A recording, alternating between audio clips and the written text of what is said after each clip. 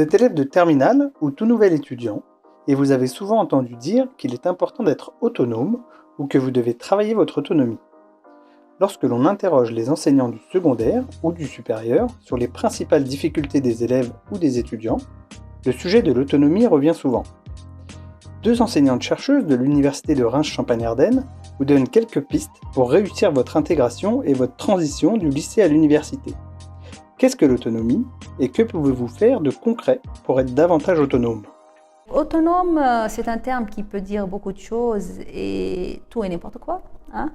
Donc, quand on dit en général qu'on attend d'un étudiant autonome, quelle que soit sa licence, c'est-à-dire on a des attentes précises, que ce soit en termes techniques, il faut que cet étudiant sache nous écrire un mail proprement, il faut qu'il sache utiliser à minima les outils bureautiques, quand il nous rend un dossier qu'il fasse une mise en forme, donc on a une autonomie que j'appelle technique. Le but, ça serait très rapidement de réfléchir à ces outils.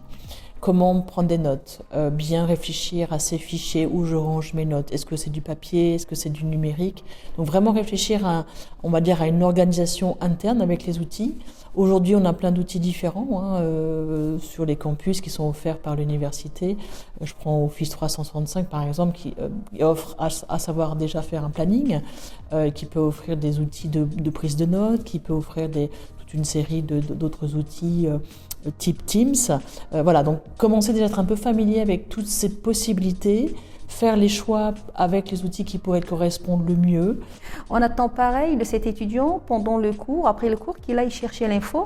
On ne peut pas lui donner toutes les informations dans un cours, mais parfois on donne des références.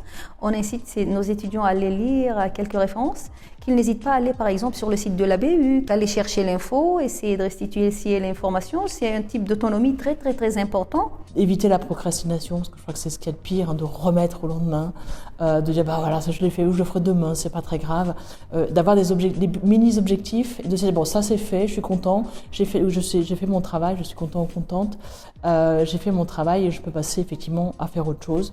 Essentiellement, vraiment, il faut travailler, développer son autonomie sur plusieurs axes, sur plusieurs dimensions. Et bien entendu, entre autres, l'autonomie passe par une prise de notes, puisque si je n'ai pas des notes, je ne peux pas non plus réviser, travailler, voir quelle information me manque et comment m'entraîner.